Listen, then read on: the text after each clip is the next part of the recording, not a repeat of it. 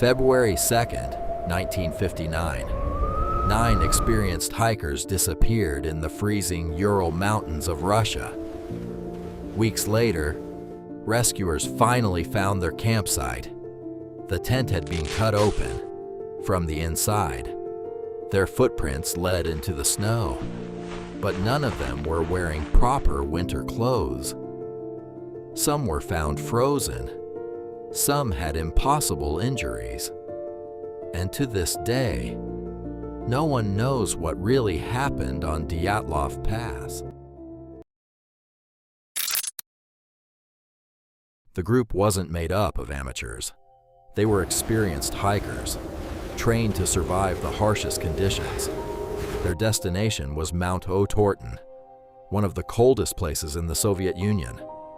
They laughed, took photographs, and wrote in their journals. Nothing suggested that these would become their final memories. On February 1st, the team reached the eastern slope of Koleksiakl. The weather had turned brutal. Strong winds, freezing temperatures, and almost zero visibility. Instead of climbing further, they decided to set up camp on the exposed mountainside. It was a decision that would change everything.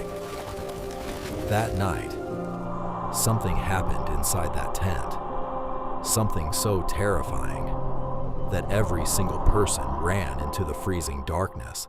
26 days later, a rescue team finally reached the campsite. What they found made no sense.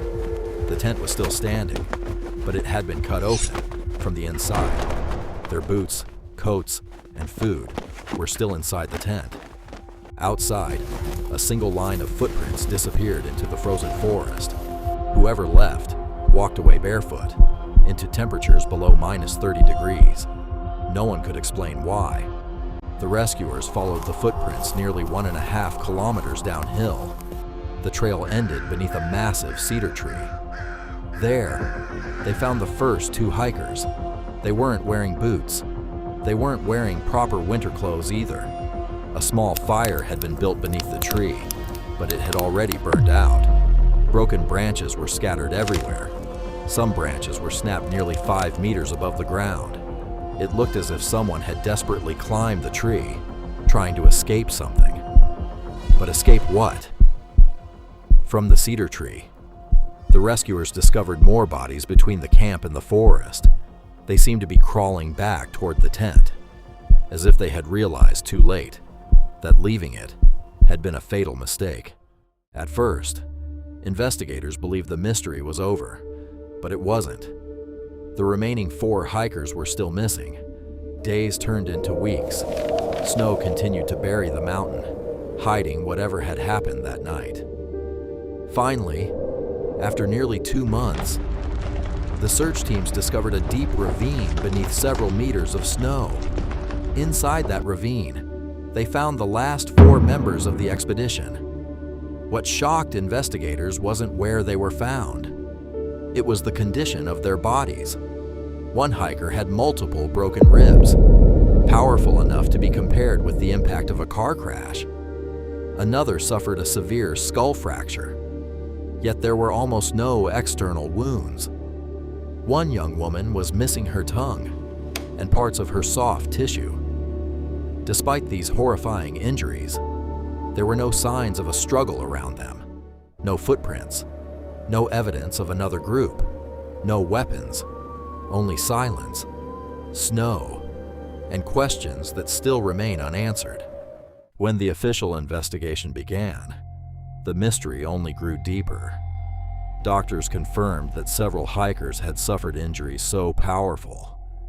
They compared them to the force of a high-speed car crash. But there was one impossible detail: almost no external wounds. It was as if an invisible force had crushed them without breaking the skin. Then investigators found something even stranger. Some pieces of clothing showed traces of radioactive contamination. No one could explain how ordinary university students had come into contact with radiation. The case became even more confusing when local witnesses came forward. Several people reported seeing glowing orange lights moving silently across the night sky. Around the same time, the hikers disappeared. Were they natural?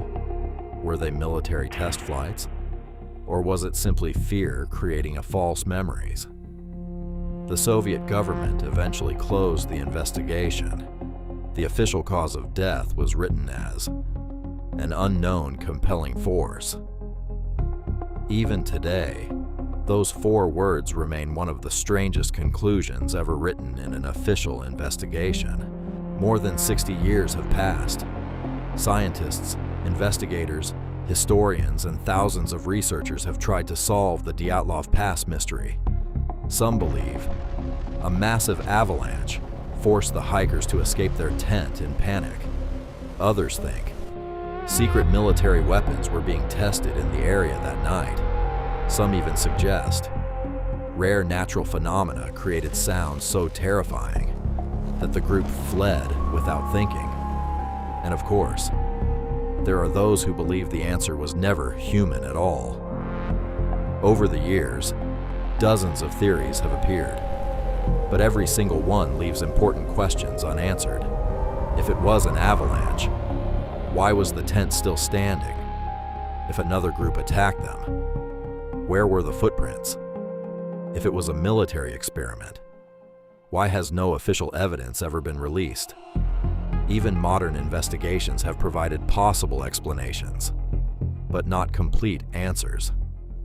Today, Dyatlov Pass remains one of the greatest unsolved mysteries in modern history. 9 people entered the mountain. None of them ever returned alive. And perhaps the mountain is still keeping its secret. What do you think really happened that night? Tell us your theory in the comments. This is Mystivault, where reality is often stranger than fiction.